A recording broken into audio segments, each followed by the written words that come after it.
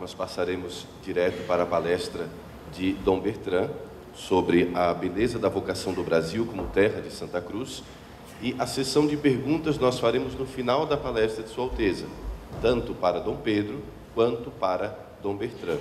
E nós solicitamos que vocês anotem um novo código, tá bem? Porque naquele primeiro código a gente só conseguia mandar uma pergunta. Então agora nós podemos mandar mais de uma. Então, por favor, quando você for mandar a pergunta, você põe na frente da questão a quem ela é dirigida, e vocês podem anotar aí o novo código: 19 38 54. Mais uma vez, 19 38 54.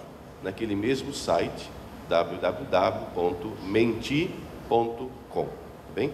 19 38 54. E agora nós passamos a palavra à Sua Alteza Imperial e Real Dom Bertrand de Orleans e Bragança, Príncipe Imperial do Brasil. Excelências Reverentíssimas, Dom Antônio Augusto Duarte, Dom Strigini, Senhor sacerdote Padre Fragoso, que eu conhecia seminarista lá em João Pessoa, aliás, Campina Grande, o primeiro contato que tivemos, Padre Emilson,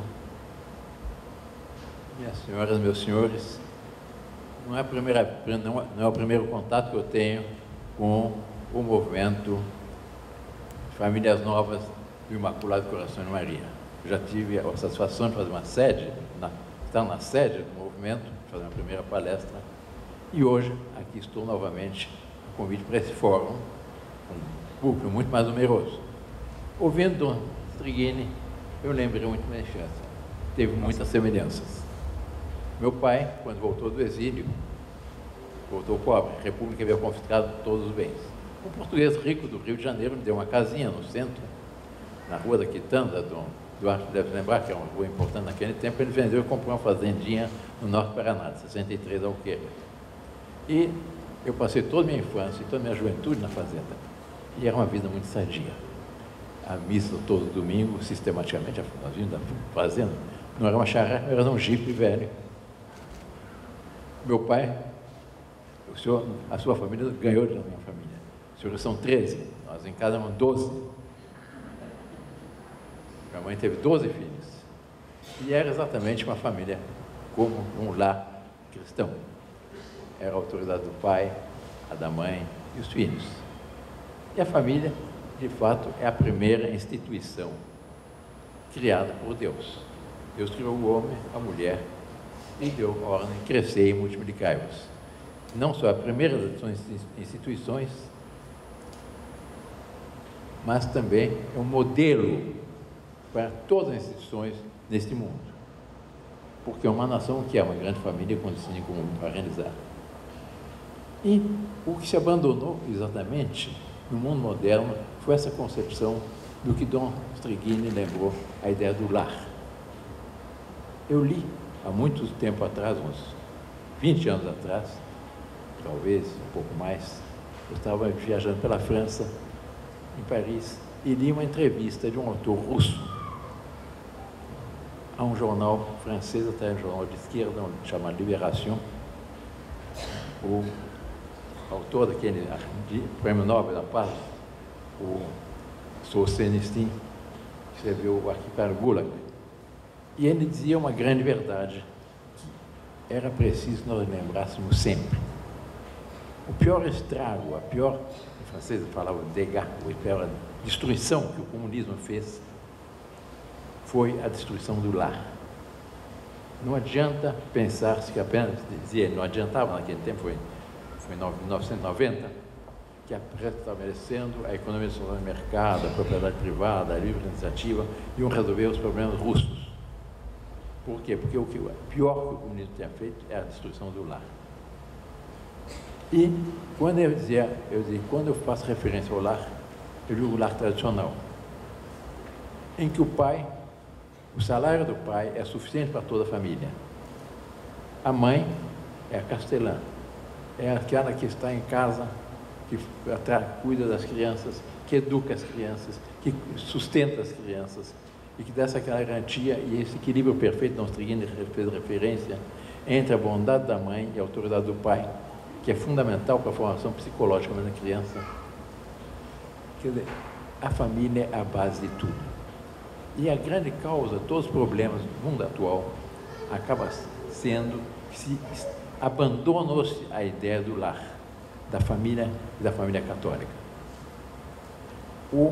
Hoje fala-se, então, o Brasil se debate numa crise terrível, que foi saqueado por um partido, nunca se viu, vou usar a expressão, que ele é um certo personagem, e graças a Deus está fora do baralho, você vê, passando algum tempo numa pensão não muito cômoda. Ele dizia, nunca antes nesse país se roubou tanto. E hoje nós estamos pagando a conta. Mas também estamos pagando a conta de uma utopia, de um Estado que teve a pretensão de organizar-se voltando as costas para Deus. Está se falando muito da questão da Previdência. Antigamente não havia Previdência. A Previdência já tinha sido prevista por Deus. Era a providência, não a previdência. E era a família. Os filhos estavam compenetrados que, em certo momento, iriam ser pais de seus pais. Assim foi na minha família.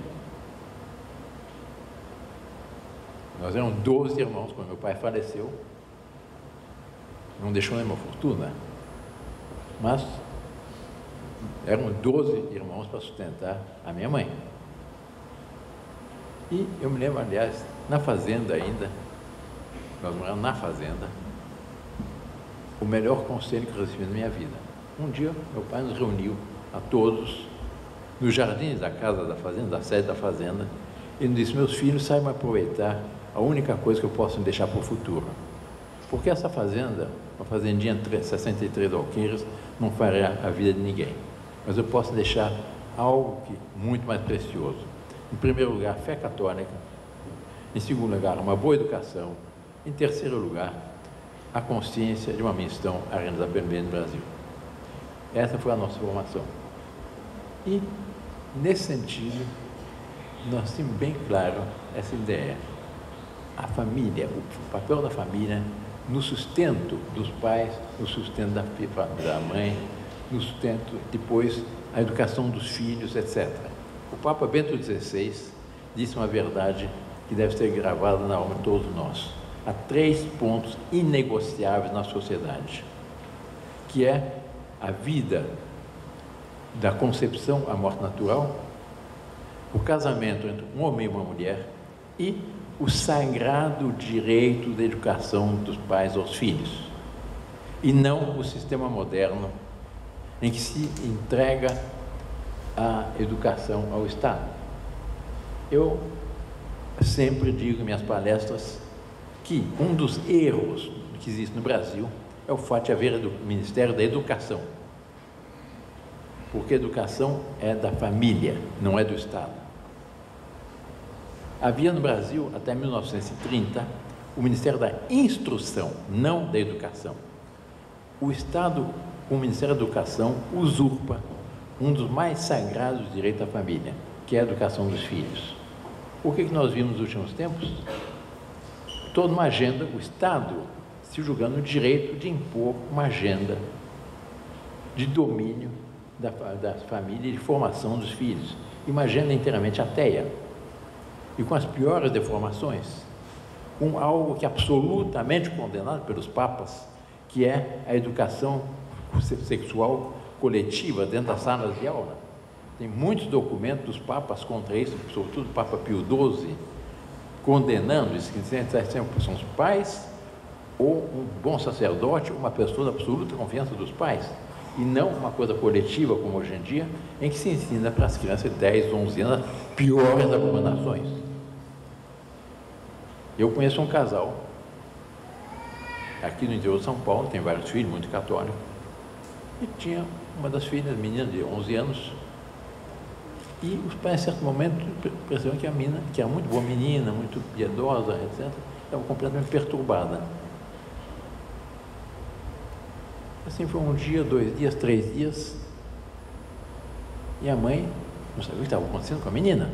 Em certo momento foi mexendo, ver na mochila da menina o que ela tinha. Tinha um livro de educação sexual, com as coisas mais escabrosas. Esse senhor até me deu esse livro, eu tenho esse livro, mas coisas que eu tenho 78 anos, coisas que eu não sei o que é, espero morrer sem saber o que é. Porque eu não tenho nenhuma vontade de conhecer essas abominações, mas se ensinando para as crianças. A mãe foi ao colégio protestar, junto à diretora. Eu não permito ensinar isso à minha filha. A diretora chamou a orientadora. Ela disse: eu não permito que se ensine isso ao meu filho, à minha filha. Ah, a senhora não permite? Nós vamos denunciar a senhora ao conselho tutelar e a senhora vai perder o quarto poder sobre a menina. Essa é a tirania imposta pelo sistema de educação que nós tínhamos aqui no Brasil.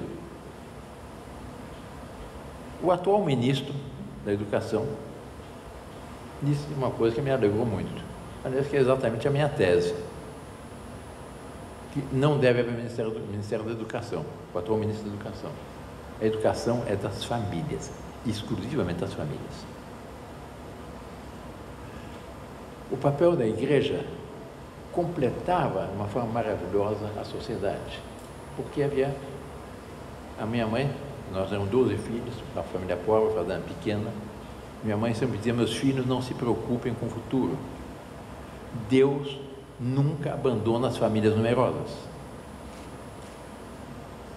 Nós nunca sobrou nada, mas graças a Deus nunca faltou nada em casa.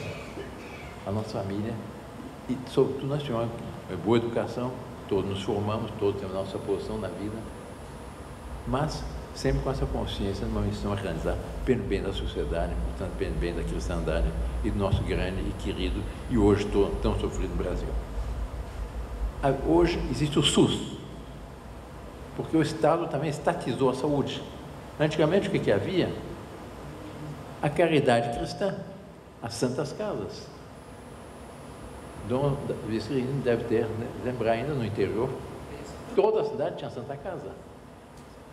Não havia pobre que não fosse atendido pela Santa Casa. E as freiras, irmãs de caridade, tratavam os doentes como irmãos em Nosso Senhor Jesus Cristo. Como é diferente dos hospitais atuais. Havia de caridade cristã. Hoje nós temos um caos cultural completo. Antigamente, o que havia? A educação católica, a cultura católica, a formação católica. Isso garantia à nação uma solidez, uma força que nada substitui. Isso, infelizmente, também nós não temos mais. Nós dizemos, bom, então, tudo que o Bertani está dizendo é uma utopia, porque o mundo mudou. Não. Não é uma utopia. É para onde nós temos que voltar. É o que nós temos que restaurar. E assim foi o nosso passado glorioso, e assim deverá ser o nosso futuro. Nós somos, isso sim, vítima de uma utopia. De um Estado que teve a pretensão de organizar-se como se Deus não existisse, passando por cima da lei natural, passando por cima da lei de Deus. Essa é a grande tragédia do mundo atual e do nosso Brasil atual. E ou nós restauramos isso, ou não há solução para as coisas do Brasil. Mas eu entro diretamente no tema que me foi dado, que é completamente diferente do que essa introdução que eu fiz, mas que é a respeito do nosso passado glorioso, nosso passado católico, da terra de Santa Cruz. O Brasil é um país abençoado. O Brasil é filho de Portugal. Nós somos uma continuação de Portugal. E há um documento muito bonito, que é pouco conhecido no Brasil, que é considerado por vários autores como a certidão de batismo de Portugal, porque foi a partir de uma revelação, de uma visão do conde Dom Afonso Henriques, Dom Afonso Henriques, de Nosso Senhor Jesus Cristo. Ele enfrentava o Moirama, depois eu lhe dou o texto, se quiser, para você. Ele enfrentava o Moirama e tinha que enfrentar uma batalha contra forças 3, 4, 5 vezes superior a dele. Ele foi dormir no seu acampamento à véspera da batalha e, dormindo, sonhou. Sonhou com o ermitão. Vinha convidá-lo para sair em direção para o campo. Quando estava sonhando, ouviu que alguém batia na estaca da sua barraca, despertou, e era esse ermitão que o convidou para sair. O professor Sidney certamente conhece esse texto. O texto é lindíssimo. Eu até me permito, como introdução, ao tema que me foi dado, de ler esse texto escrito por Frei Henrique Brandão, considerado por Alexandre Herculano o mais fiel, o mais grave de nossos historiadores. Ele saiu para o campo, em certo momento, diante de um rochedo, ele encontrou-se nem mais nem menos do que com Nosso Senhor Jesus Cristo, com os braços abertos, crucificado. E ele, muito português, nós somos de descendência portuguesa, e algum tanto cabeça dura, volta-se para Nosso Senhor Jesus Cristo e lhe diz: a fim de que me apareceis, Senhor, quereis porventura acrescentar fé a quem tem tanta? Melhor é por certo que vos vejo os inimigos e creio em vós, do que eu, que desde a fonte do batismo vos conheci por Deus verdadeiro, Filho da Virgem, Padre eterno, e assim vos conheço agora.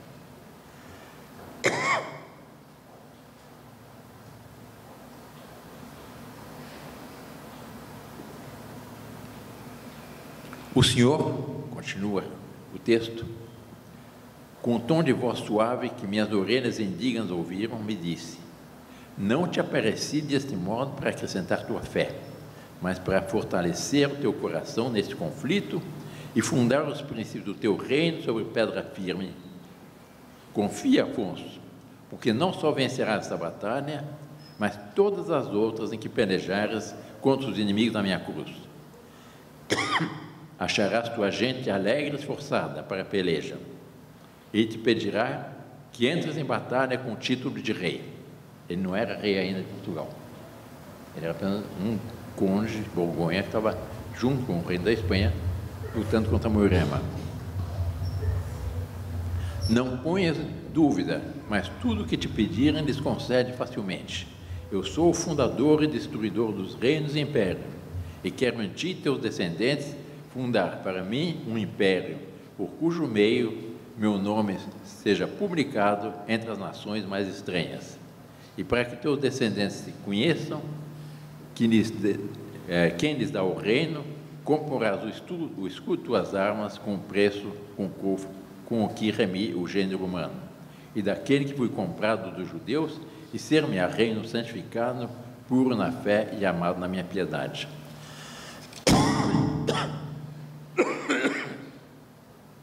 Assim nasceu Portugal. Assim fundou-se o reino de Portugal. E esse foi o primeiro reino de Portugal, fundado por Nosso Senhor Jesus Cristo. Isso explica como aquele país pequenino, esmagado entre a Espanha e o oceano, foi capaz de plantar os marcos com a cruz de Cristo nos 4 cantos do mundo. Por ocasiões de navegações, do descobrimento do Brasil, Portugal tinha cerca de 1 milhão de habitantes. E Portugal, com 1 milhão de habitantes, conquistou a metade do mundo. É muito bonito ver a continuação dessa obra, porque pouco depois houveram vários reis, mas houve um grande rei, Dom Dinis, casado com uma rainha santa, Santa Isabel de Portugal, a rainha das rosas, que era muito caritativa. E depois de ter dado todo o dinheiro que ela tinha, certa ocasião, o rei estava viajando, ela, não tendo dinheiro, pôs no seu avental uma série de objetos de prata do Palácio Real. Nesse momento, por surpresa, o rei chegou. E ele perguntou: o que levais nesse avental, senhora? A rainha respondeu: são rosas, senhor. E abriu o avental e caíram as rosas. Daquele momento em diante, o rei nunca mais me negou nada para seu desejo de fazer caridade ao seu povo. É a rainha das rosas.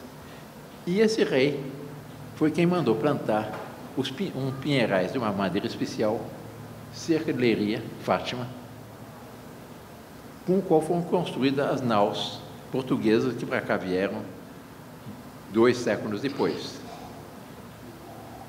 2 séculos depois chegaram aqui as naus com a cruz de Cristo, que era a Ordem de Cristo. A Ordem de Cristo era uma ordem portuguesa, mas era a continuação dos Templários. Os Templários foi uma ordem heróica, depois, por circunstâncias várias, foram fechadas por influência do rei da França, talvez debilidade do Papa da ocasião. Problemas havia, mas o rei de Portugal pediu que a ordem continuasse em Portugal. O Papa concordou, disse, mas com uma condição: muda o nome, passa a ser a Ordem de Cristo. E daí essa condecoração que até hoje existe da Ordem de Cristo. Em 1500 vieram as naves da Ordem de Cristo, pertencentes à Ordem de Cristo, em direção à Índia, saíram em direção à Índia. Mas, na realidade, eles sabiam que existia o Brasil. Por isso que os portugueses falam o achamento do Brasil. Mas eles ganharam tempo para negociar com a Espanha o Tratado de Tordesilhas, porque senão o Brasil não pertenceria a Portugal.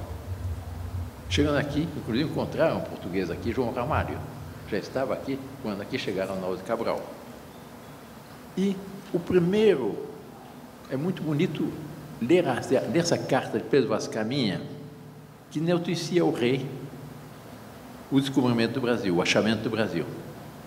Ele não só descreve as belezas da floresta, a terra dadivosa e boa, mas descreve o quê? O primeiro monumento que foi erguido nesse país, que foi a Santa Cruz. E descreve os índios ajudando aos portugueses a levantar essa cruz. Depois descreve o primeiro ato público da nossa história, que foi uma Santa Missa, que o Brasil nasceu abençoado.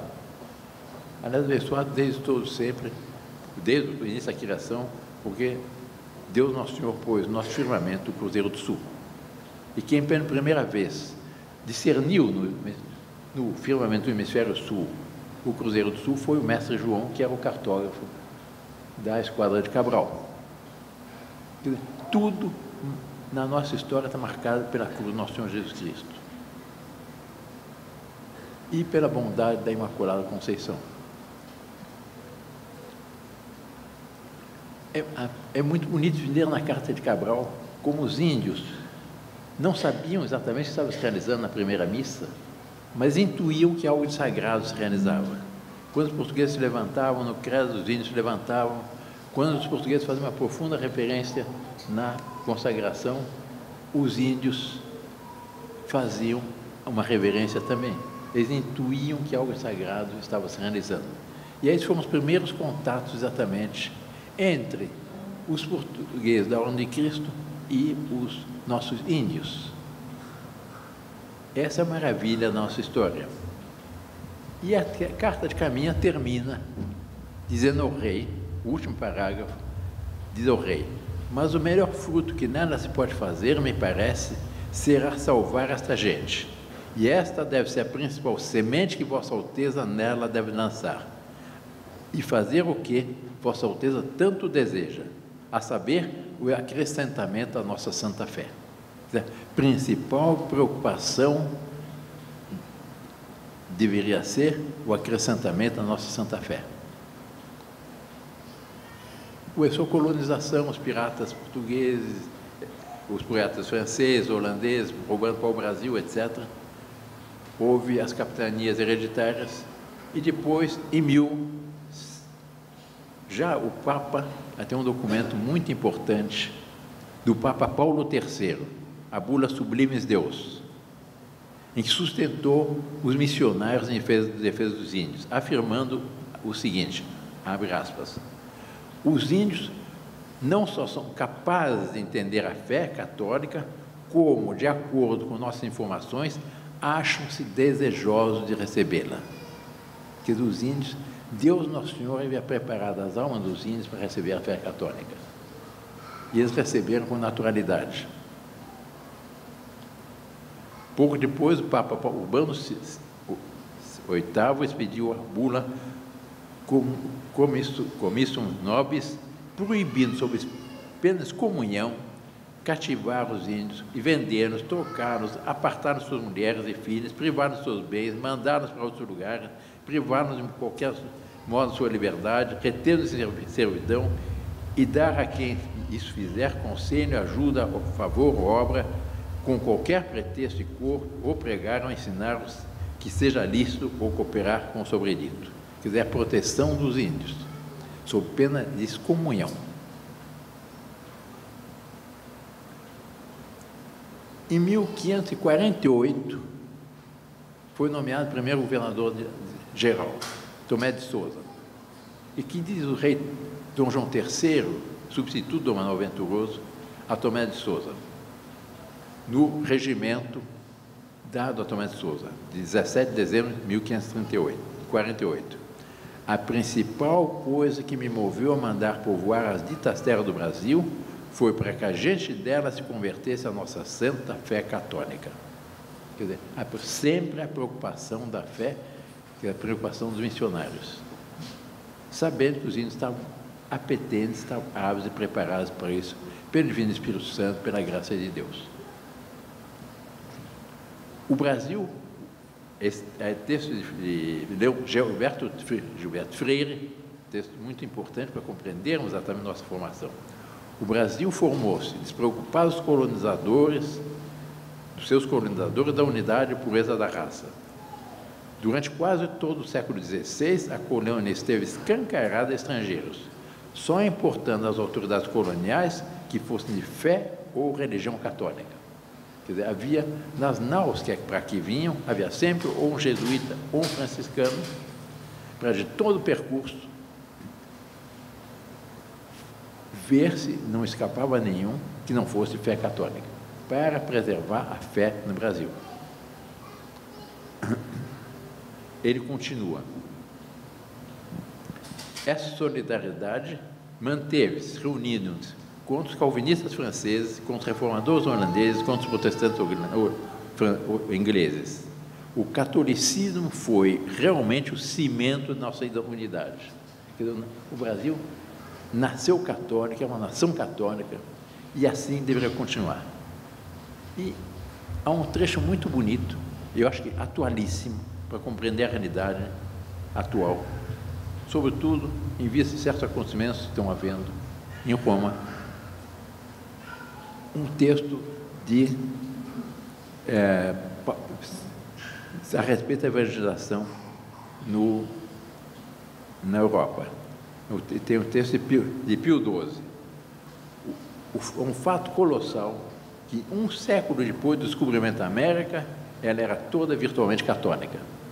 Quer dizer, esse é um outro texto de um historiador, ele diz o seguinte: o que na Europa a igreja levou 7 séculos para fazer, que é converter a Europa, em um século toda a América Latina era católica. Quem viaja pelo Brasil e vê os movimentos coloniais, quem viaja pelos países da costa oeste da América, o Equador, a Colômbia, o Peru, etc., vê aqueles monumentos católicos, esses conventos imensos. Os mesmos vêm em Salvador. Era uma civilização católica. O Brasil é um país católico.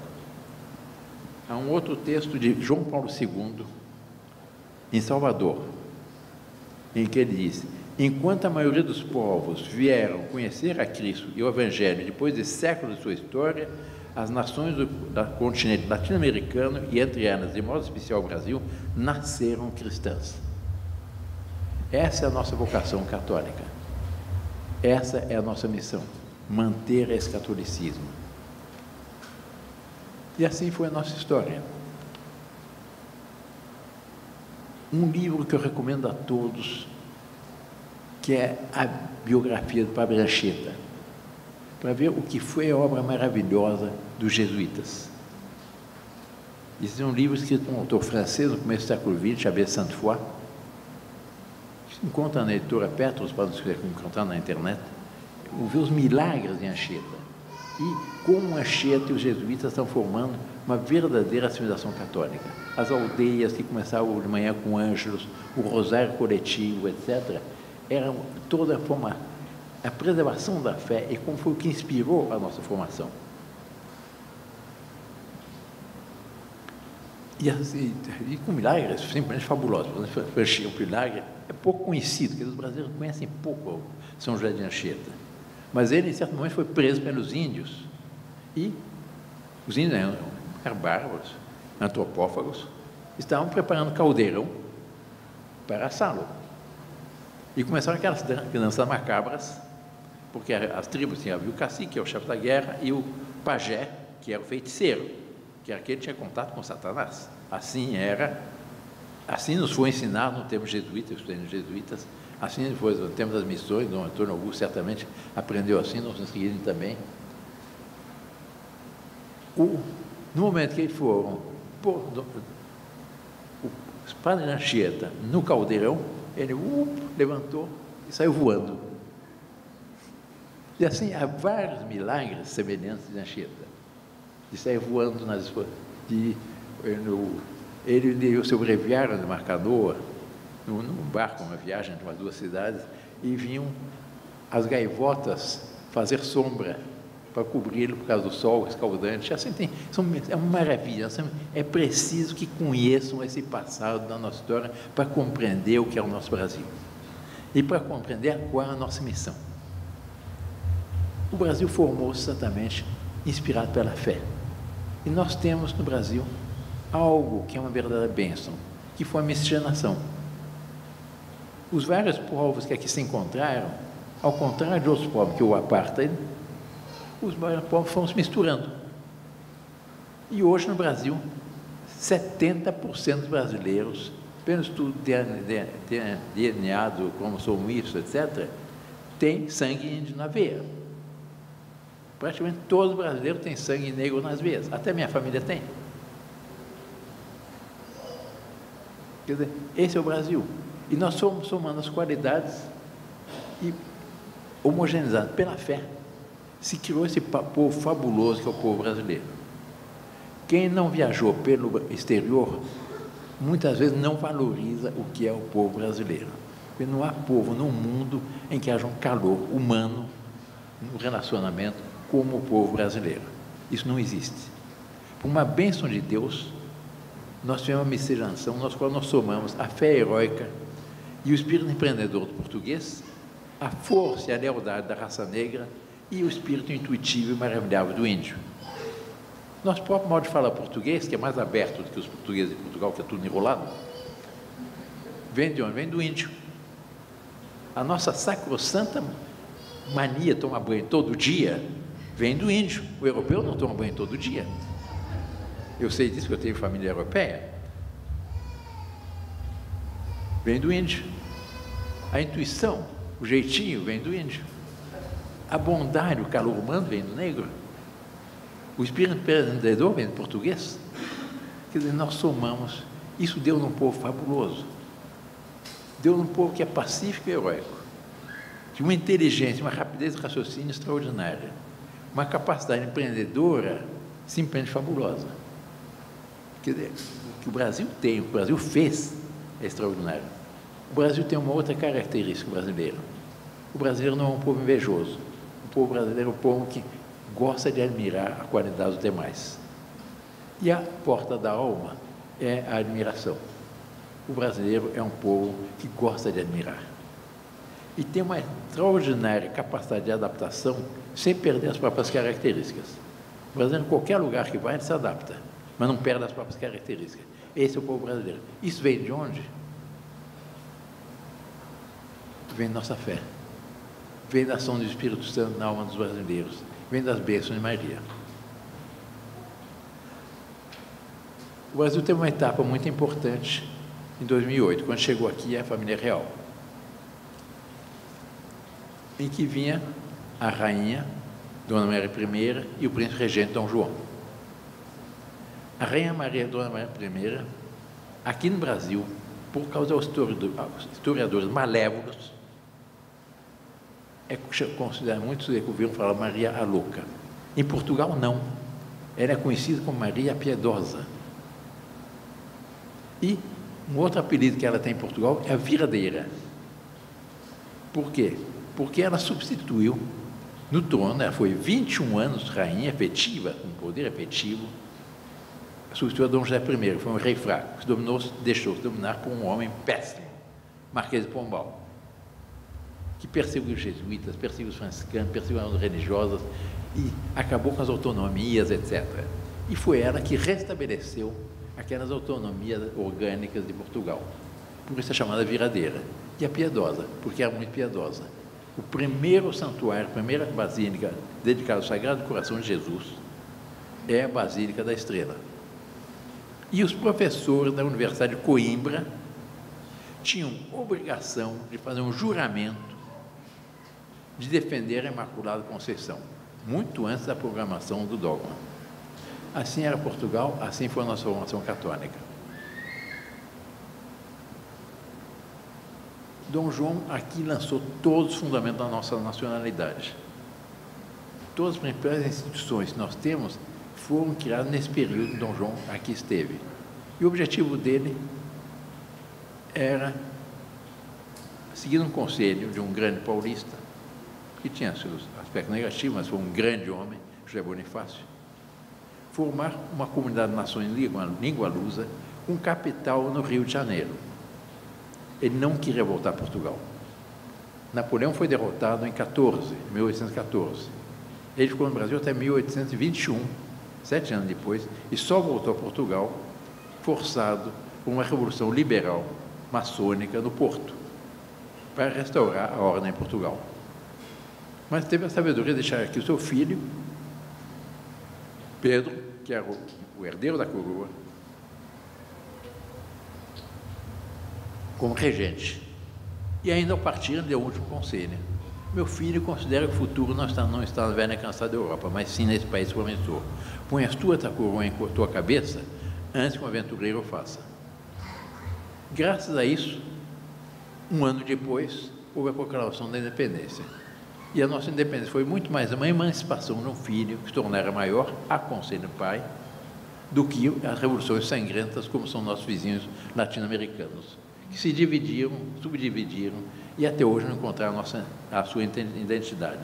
O Brasil, pelo contrário, é dos países que tem mais consciência de unidade nacional que existe no resto do mundo. Graças ao quê? A essa formação familiar e católica. Para ter uma ideia, depois veio o primeiro reinado, a período da regência foi um caos, historiadores foi um período de uma experiência republicana em plena monarquia, e veio o segundo reinado, com Dom Pedro II. E aí o Brasil teve um progresso extraordinário. E foi o mais longo período de estabilidade institucional que o Brasil teve. Foram 49 anos sem nenhuma revolução maior, tem pequenos coisa mais nova, né? Nada mais grave, e de progresso, de continuidade, que acabou com uma revolução, infelizmente, o imperador muito doente, em 15 de novembro, ontem, não se festejou essa data fatídica, em que o Brasil foi vítima de uma quartelada de origem positivista, que perseguiram a igreja. Acabaram com o nome de santo das cidades, a maioria das cidades, de aqui do Vale do Paraíba, por exemplo, tem os santos, cada um tinha o santo, eu não tenho aqui a lista, eu tenho péssima memória, mas tinha um nome de santo, não, foram acabaram. Rio de Janeiro, São Sebastião do Rio de Janeiro, foi o Rio de Janeiro, e assim por diante. Tiraram monumentos, os crucifixos das escolas, perseguiram os católicos de todas as formas, e tiveram a pretensão de organizar a nação abstraindo de Deus. E aquela boa relação que deveria haver entre a esfera temporal e a esfera espiritual, entre a igreja e o Estado, que não se confundam, são duas esferas diferentes, mas deve haver uma troca de bons ofícios, no qual a igreja, em matérias temporais, técnicas, não tem nada que ver. Tem que fazer uma estrada, uma hidroelétrica, uma ferrovia, uma coisa, não tem nada que dizer. Mas sim em matéria de fé e moral. A igreja deve tomar a defesa da fé e da moral.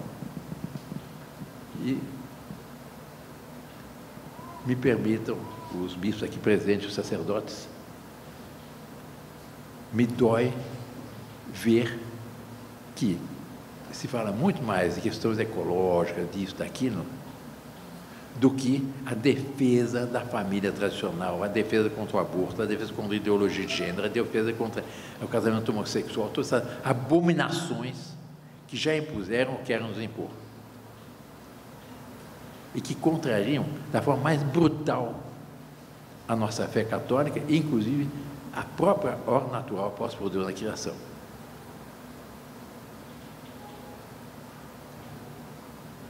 Para terem ideia como o Brasil é católico, eu só cito um texto do general Dionísio Cerqueira, que esteve na Guerra do Paraguai.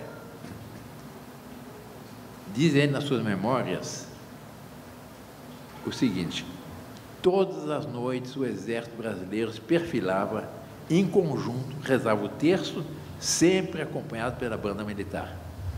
Quer dizer, em plena Guerra de Portugal, todas as noites o exército perfilava em conjunto, ao som da banda militar, rezava o terço.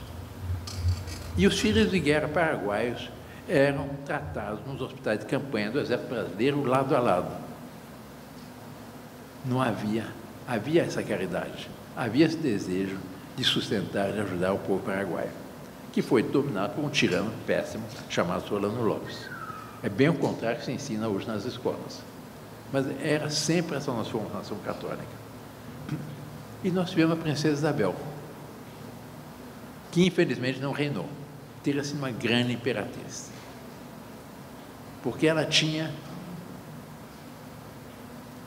a concepção política do avô, Dom João VI, a ousadia do pai, Dom Pedro I, a sabedoria a ousadia do avô, Dom Pedro I,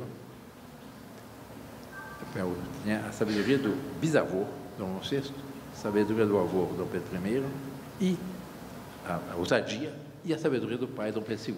E tinha algo que faria muito mais: a fé que lhe foi transmitida por Dona Teresa Cristina, nossa imperatriz. Era uma mulher de fé. E ela soube sacrificar-se para fazer justiça a todos. Ela soube assinar a Lei Áurea e acabou com a escravidão. E uma coisa que poucos sabem, eu só soube isso na arquidiocese, por Dom Orani, o cardeal arcebispo de Paris, do Rio de Janeiro, porque eles têm a documentação provando isso. Depois da abolição da escravidão, cognominaram ela Redentora. Isso todo mundo sabe. Mas poucos sabem que quiseram levantar um monumento em sua homenagem. Ela disse: não quero um monumento para mim, eu quero um monumento para o Redentor, Nosso Senhor Jesus Cristo. E lá no alto daquele morro, Corcovado. A origem do Corcovado, exatamente essa. E ela teria sido uma grande rainha, uma grande imperatriz. Ela exerceu 3 vezes a regência e só fez bem a nossa pátria. Veio a República, veio a tragédia, veio o caos. Hoje não se encontra um brasileiro que diga de boca cheia que a República deu certo. Ninguém festejou a República ontem.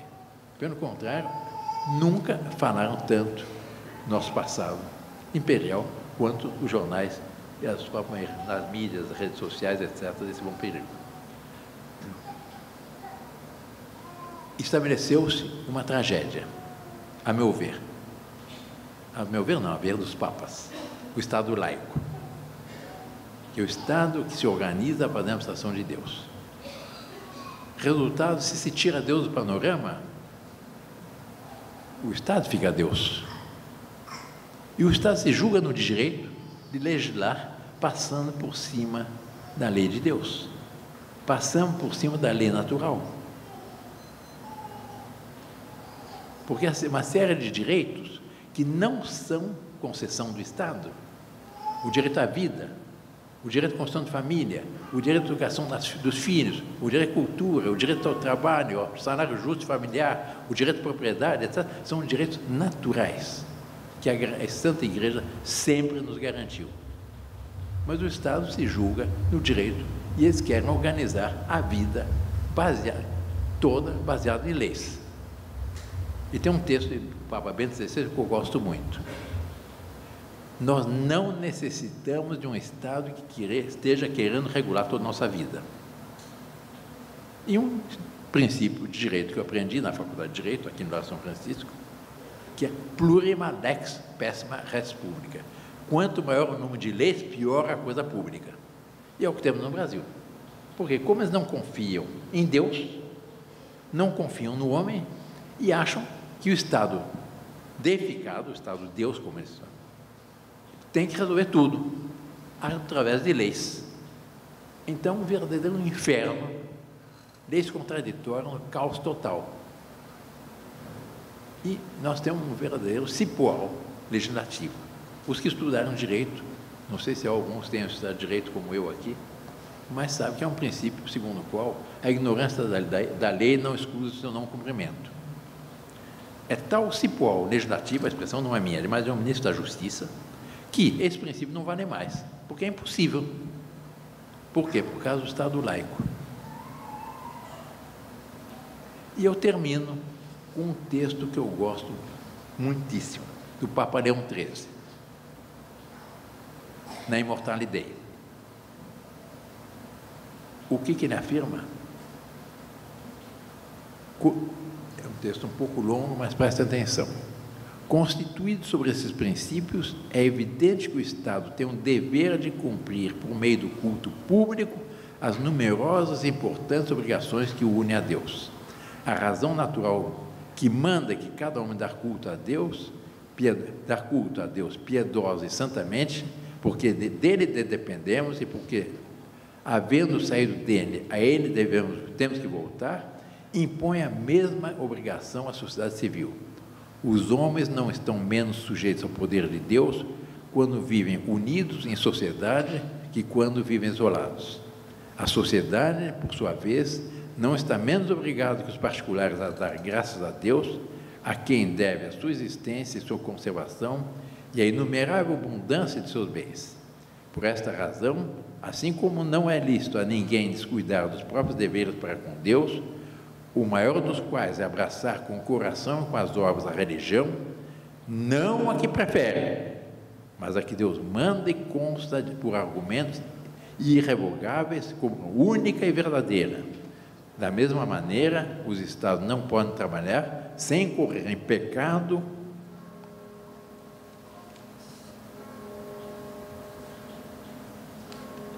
como se Deus não existisse, nem repelir a religião como coisa estranha ou inútil, nem pode, por último, escolher indiferentemente uma religião entre tantas. E continua o Papa: a justiça e a razão proíbem, portanto, o ateísmo de Estado, ou o que equivaleria ao ateísmo de Estado, o indiferentismo do Estado em matéria religiosa e a igualdade jurídica indiscriminada a todas as religiões, sendo, pois, necessário no Estado professar publicamente uma religião. O Estado deve professar a única religião verdadeira. Essa é a doutrina da Igreja. E assim eu tenho, se quiser, uma coletânea de textos pontifícios afirmando essa verdade.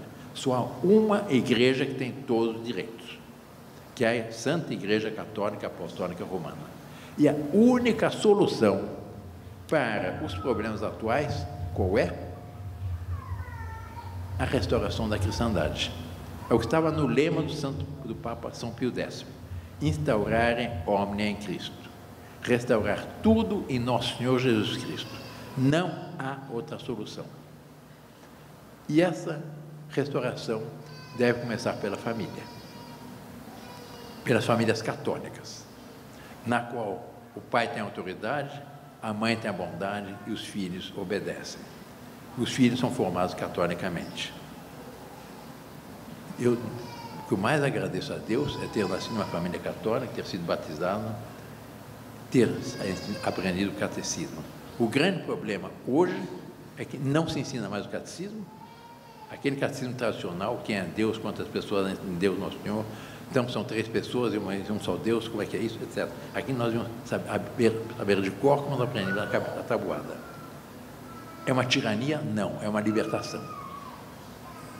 Imagine que não se ensinasse a tabuada ou beabá. Aliás, vai o sistema de Gilberto Freire, que ou se aborda o sistema de Gilberto Freire de educação, ou o futuro do Brasil está seriamente comprometido. Isso é possível? É. Depende de nós. Dizem os franceses, l'histoire, on l'a fait ou on l'a subi. A história a gente já faz ou a gente já padece. Façamos nós católicos, nós filhos de Deus, nós que recebemos esse passado glorioso, o fim da nossa história. Tem um texto muito bonito do professor Plínio Correia de Oliveira a respeito disso, em que ele diz exatamente isso. Quando os homens resolvem cooperar com a graça de Deus, são as maravilhas da história que aqui assim se operam. É a conversão do Império Romano, é a formação da Idade Média, é a reconquista da Espanha a partir de Covadonga. São todos esses acontecimentos que se dão como fruto das grandes ressurreições de alma que os povos também são suscetíveis. Ressurreições invencíveis, porque não há o que derrote um povo virtuoso e que verdadeiramente ame a Deus. Peçamos a Nossa Senhora, peçamos a Sagrada Família, Jesus, Maria e José, que nos dê a coragem de ver nesse nosso futuro e ter a coragem de fazer como objetivo principal da nossa vida o quê? A maior glória de Deus. Como? Restaurando a situação cristã, restaurando, fazendo aquilo que nós rezamos todo dia, quando rezamos para nós. Venha nosso vosso reino, seja feita a vossa vontade, assim na terra como no céu. E o meio para isso é a devoção ao Sagrado, ao Imaculado Coração de Maria. Por isso eu gosto tanto do movimento Famílias pela Vida, do Imaculado Coração de Maria. Nós devemos ter certeza que, mais cedo ou mais tarde, nós venceremos. Porque nós temos, de um lado, a promessa do nosso Senhor Jesus Cristo, as portas do inferno não prevalecerão. E, de outro lado, nós temos a promessa de Fátima, que depois de anunciar todas as tragédias, inclusive um castigo terrível que ainda vem, porque o mundo não se converteu como ela pediu, não houve menos costumes, não se rezou, mas ela diz, depois de toda essa tragédia, por fim, o meu Imaculado Coração triunfará. E é nessa certeza que nós vamos ordenar a nossa vida, porque a principal coisa, nosso Senhor Jesus Cristo diz, procurar o reino de Deus e sua justiça, e todo o resto virá por acréscimo. Sejam virtuosos, devotos à Santíssima Virgem, devotos do... O professor Plínio Correia de Oliveira ensina 3 devoções que todo católico deve ter. A Sagrada Eucaristia, a devoção à Santíssima Virgem e ao Papado. A devoção à Santíssima Virgem, nós temos uma arma que é invencível. Nós devemos estar sempre no bolso. Eu, desde os 8 anos, essa arma sempre esteve no meu bolso. É o Santo Rosário.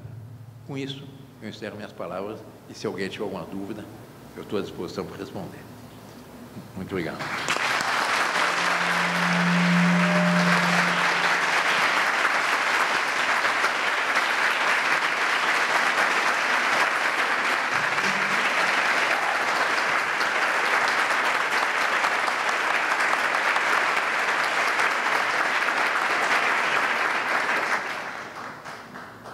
Então, nós agradecemos. Alguma... Nick Obstadt? Imprimatur. Então, nós agradecemos a Dom Bertrand pela sua magistral conferência sobre essa vocação bonita do nosso país como terra de Santa Cruz. E agora nós passamos a essa sessão de perguntas, uma sessão que será breve, mas nós começamos... eu vou começar com quem terminou a palestra. A primeira pergunta vai para o Dom Bertrand, depois nós passamos para Dom Pedro e assim sucessivamente. Primeira pergunta, Dom Bertrand, é muito pertinente, sobretudo no ambiente que nós nos encontramos de família. O que é que o senhor acha, qual a sua opinião sobre o homeschooling? sobre a educação dentro de casa, educação formal também dentro de casa. Seria, portanto, nesse contexto de dificuldade de um Estado querer impor a educação, seria essa a saída para as nossas crianças? O Dom Strigini, na sua palestra, disse uma coisa muito verdadeira. Quanto custa uma criança uma creche? Quanto essas creches custam para o Estado, portanto, nossos impostos? Não era muito mais natural que os pais pudessem trabalhar, economizar, não pagar impostos brutais como pagam, e as mães pudessem educar seus filhos, e ter tantos filhos quanto Deus manda? Homeschooling, o que é? É uma reação a essa tendência do Estado moderno de querer usurpar o mais sagrado direito dos pais, que é a educação das crianças. E nas escolas, esse homeschooling começou nos Estados Unidos. Por quê? Por causa da droga, a corrupção, que os filhos eram sujeitos nas escolas, e começou o homeschooling lá. Antes era proibido, os pais eram presos e perdiam parte do poder se não mandasse para a escola. Uma tal reação permitia o homeschooling. Eu fiz várias palestras para grupos de homeschooling nos Estados Unidos. Para minha surpresa, qual foi? São católicos tradicionais e monarquistas, nos Estados Unidos. E no Brasil, há uma tendência para o homeschooling, exatamente para libertar-se dessa tirania que é a educação estatal. Antigamente, a educação era da igreja, eram os colégios religiosos. 80% da educação era da igreja, e que ensinava o que? A doutrina católica de sempre, e que dava uma solidez de pensamento, de formação incomparável. Mas havia também, muitas vezes, quando moravam longe, numa fazenda, etc., uma tia velha, os preceptores, nas casas reais, e assim era o homeschooling. Eu acho uma tendência boa, e uma reação contra exatamente esse fato de que o Estado usurpou o mais sagrado dos direitos das famílias, que é a educação dos filhos. Muito bem. Agora uma pergunta para Dom Pedro Luiz. Na verdade, duas perguntas. A primeira, muito interessante, por que a família, sendo tão fundamental para a Igreja, existe uma certa dificuldade em relação aos matrimônios, também ao modo como a Igreja celebra os matrimônios, seja por uma questão financeira, de talvez algum lugar tenha uma dificuldade em relação a isso, seja também no modo de celebrar, essa questão de celebrar fora de templo religioso, etc. E, em seguida, a pergunta importante: o avanço acelerado de falsas doutrinas religiosas no Brasil constitui o maior problema espiritual da nação? Como a Igreja, na pessoa de um bispo, enxerga essa questão?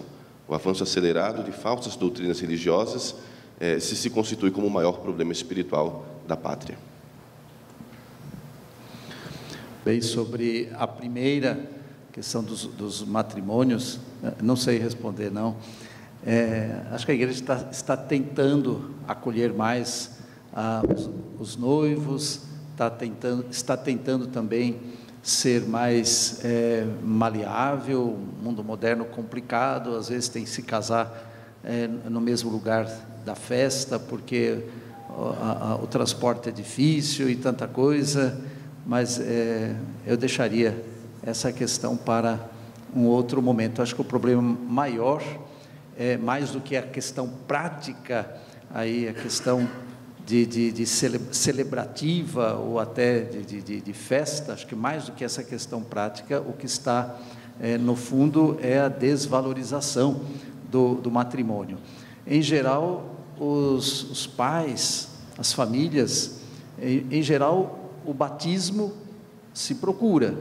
Em geral, se procura o batismo. Tem já famílias, sobretudo as mais abastadas, os mais pobres procuram, os mais abastados menos, mas até que procuram. E o matrimônio se procura muito menos. Então, penso que a raiz, o problema não está tanto na logística, se é bem preparado, se não é, cerimônia, se faz aqui, se faz ali, se custa muito. Normalmente nas igrejas normalmente nas igrejas não custa muito.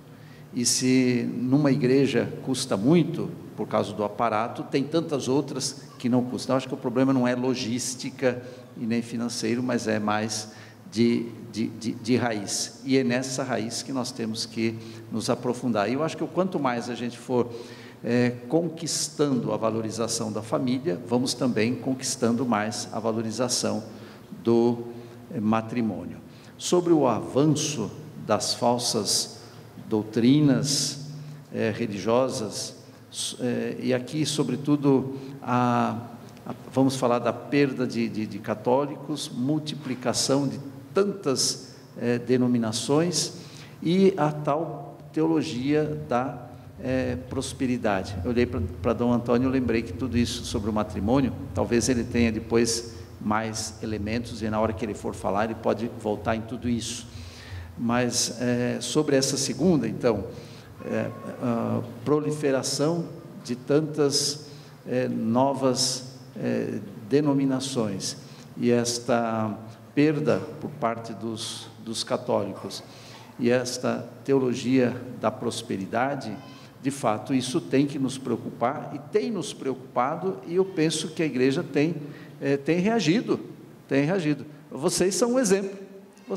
Quantas novas comunidades, quantos novos movimentos, e isso se deve em grande parte também a São João Paulo II, na passagem do novo milênio, avançar para águas mais profundas. Até o final do século passado, portanto 20, um pouco 30 anos atrás, nós éramos muito mais uniformes no modo de ser igreja, de orientação pastoral, tudo foi se abrindo.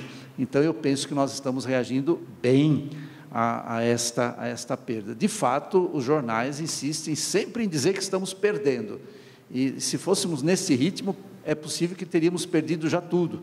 Então não é nem verdade, graças a Deus, penso que há uma recuperação, este avançar para águas mais profundas, na concepção de São João Paulo II, foi exatamente abrir-se aos novos carismas, às novas expressões, aos novos serviços.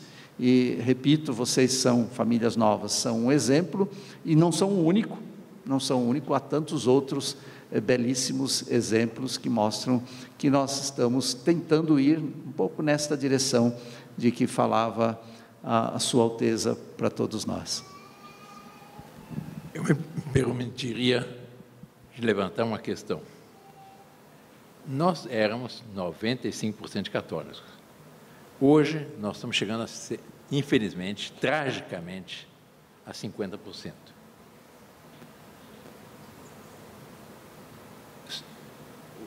São Pio X ia instaurar o homem em Cristo, restaurar tudo em Nosso Senhor. O filósofo grego, Sócrates, perguntaram para ele o que devemos fazer para voltarmos a ser felizes. Ele respondeu: façam aquilo que faziam quando eram felizes. Me permitam, ensinem o catecismo de sempre para as crianças, para os jovens, mostre qual a doutrina sobre o casamento. O casamento é uma cruz, não é apenas amor. Afinal, do casamento é a procriação e o apoio mútuo dos cônjuges, mas a principal é a procriação, a educação dos filhos, etc. Façam aquilo que faziam quando eram felizes. Façam aquilo que faziam quando nós éramos 95% católicos.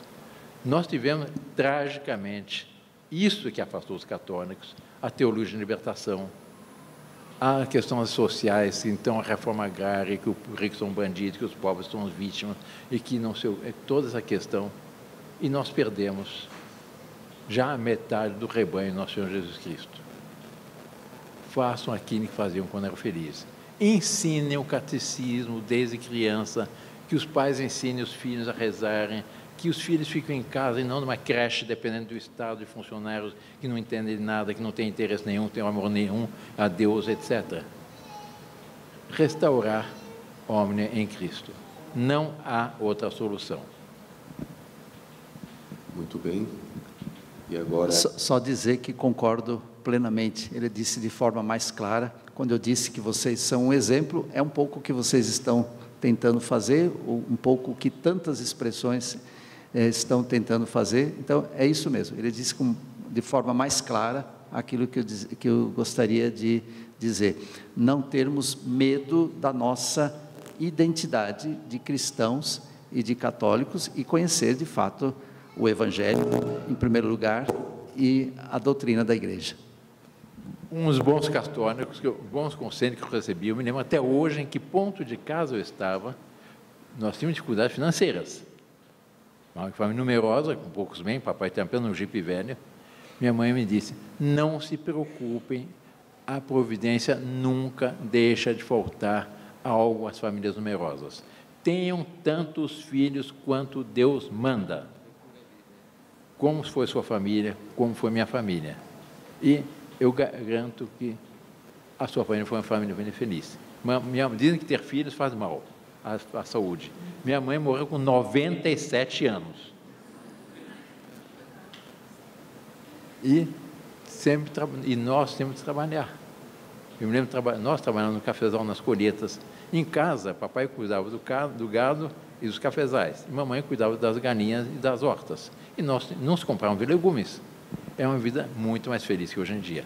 Claro que hoje tem novas circunstâncias, mas dentro do mundo moderno é perfeitamente possível fazer o que a Igreja sempre fez. E é isso que tem que ser feito. É a solução, que é instaurare omnia em Cristo. Ainda passa um tempo sem o microfone, ele fica distante da gente. Ainda na linha da educação e da importância da educação familiar, uma pergunta para o Dom Bertrand. Nós falávamos há pouco do homeschooling, foi a primeira questão. Depois, agora a pergunta é sobre a escola. Como seria quais as diretrizes, né? Como seria uma escola católica? Os parâmetros, as diretrizes, as ideias fundamentais, os princípios fundamentais de uma escola autenticamente católica. Poucos sabem que as escolas se difundiram, sobretudo no tempo de um grande imperador, Carlos Magno, e que chamou para sua corte a um monge, um padre inglês, Alcuino, aliás, santo canonizado pela Igreja. Foi ele que criou toda a escrita moderna. No tempo dos romanos, não havia ponto, vírgula, maiúscula, minúscula. Foi Alcuino, para que o ensino fosse acessível aos jovens, que criou maiúsculas, minúsculas, ponto, vírgula, a ordem das frases, ponto, parágrafo, etc. E se difundiram em todas as cortes, em todos os castelos, em todas as paróquias e escolas.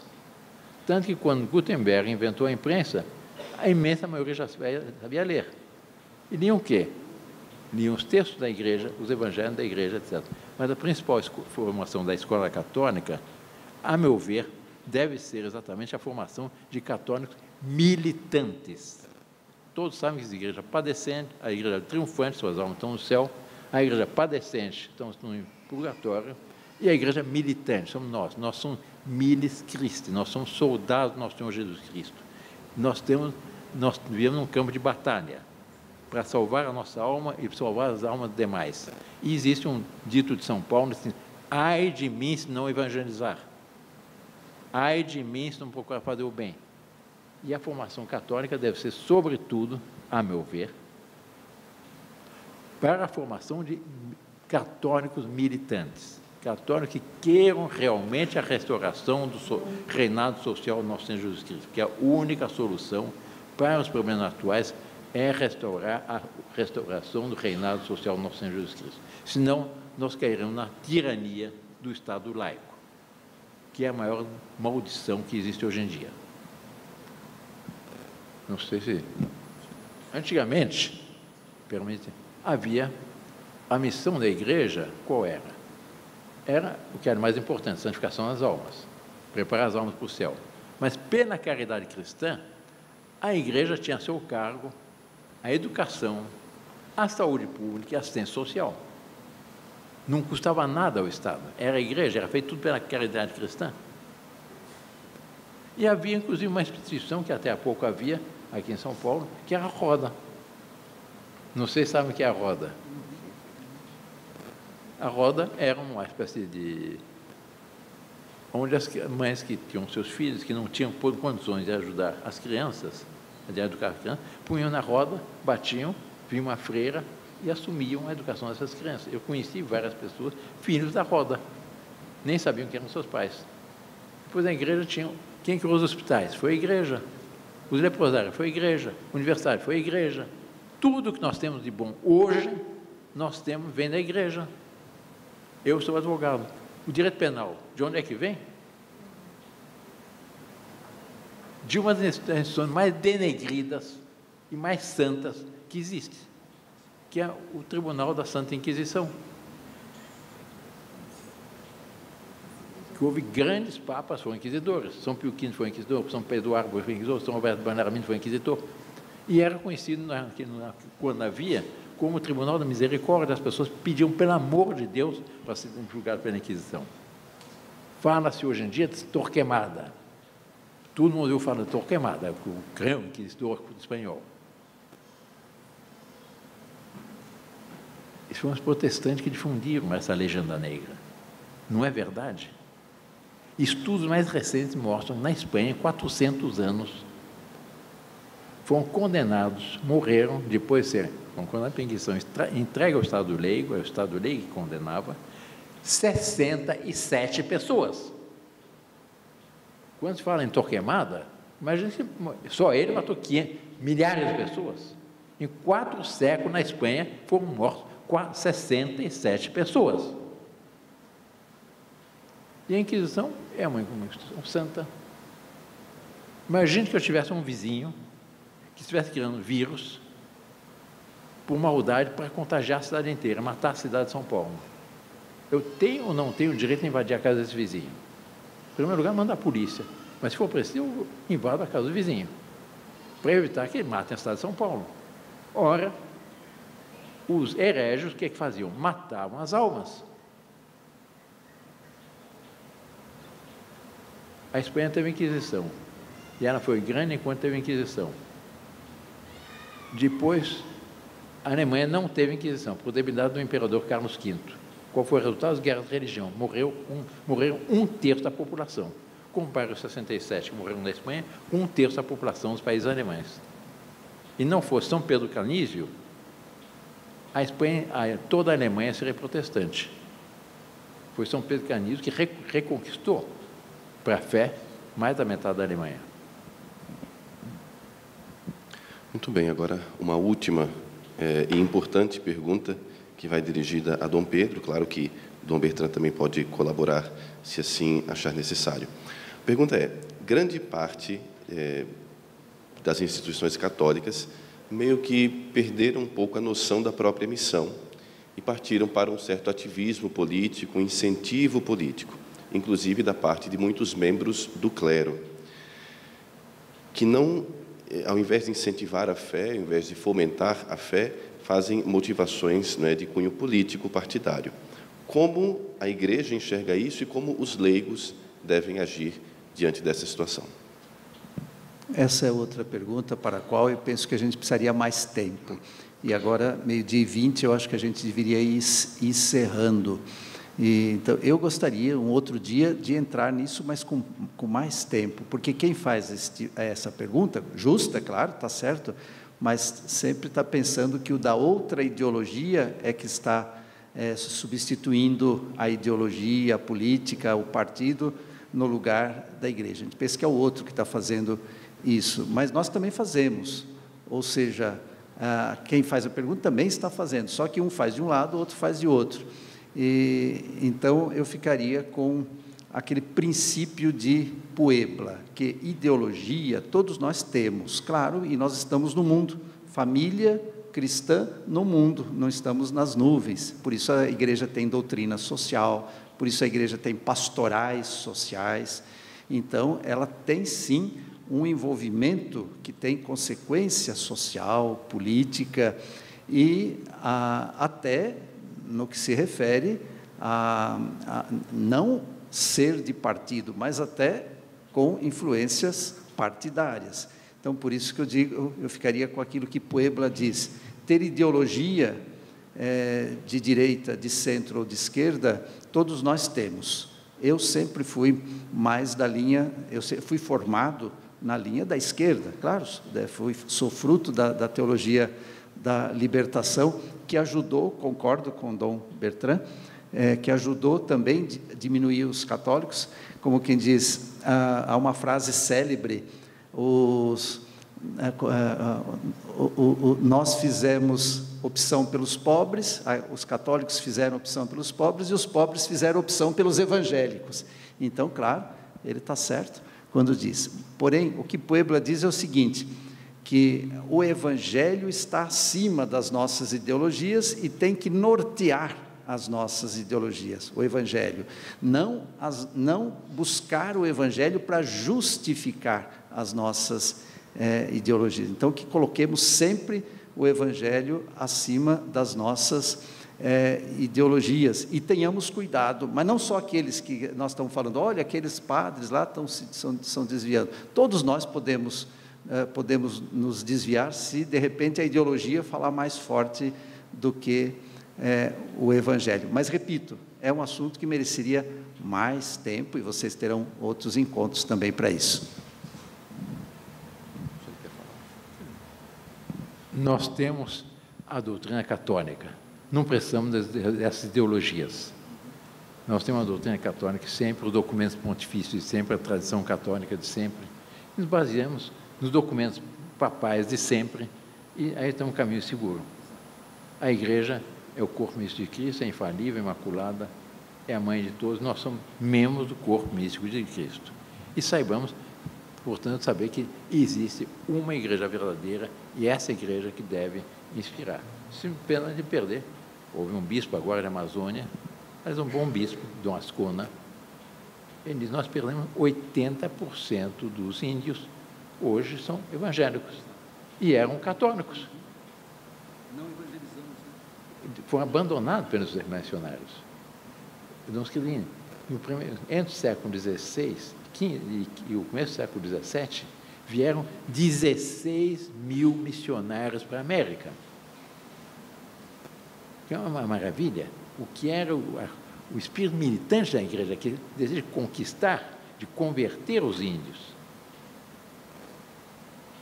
E vale o princípio do nosso Senhor Jesus Cristo: procurar render o seu justiça, todo o resto fizem por acréscimo.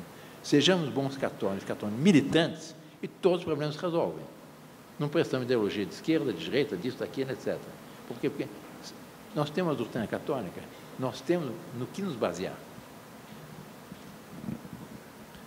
Muito bem, e assim nós encerramos essa primeira mesa desse 5º Fórum Famílias Novas, agradecendo mais uma vez, recordando a presença do Padre Miquelino, que fez a primeira palestra, agradecendo a Dom Pedro Luiz, Bispo Diocesano de Mogi das Cruzes, pela brilhante palestra e pela disponibilidade de, claro, estar conosco, responder às nossas questões. Agradecer a Dom Bertrand por essa aula de história e também de fé católica.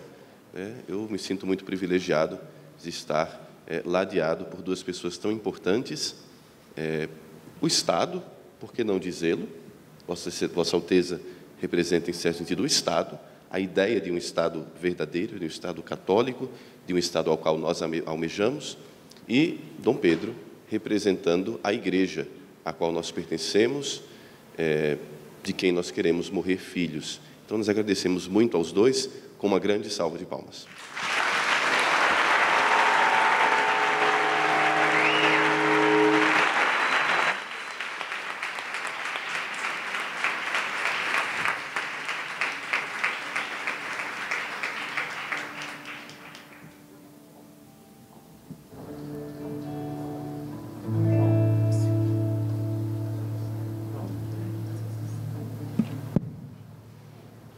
E a comunidade também gostaria de presenteá-los com um mimo, e quem entregará será uma família que pertence à comunidade há 10 anos.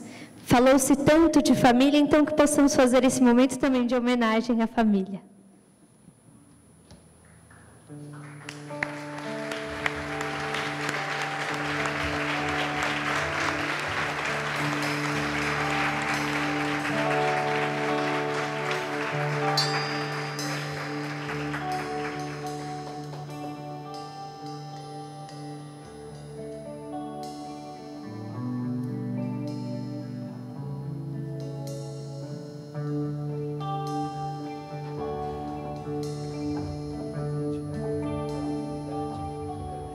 da comunidade ao Dom Bertrand e da comunidade ao Dom Pedro.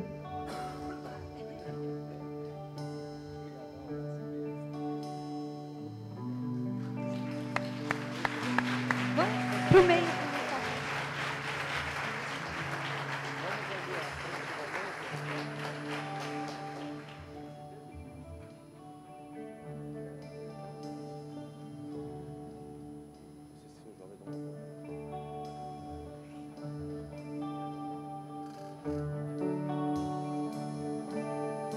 Vinde a mim, filho amado.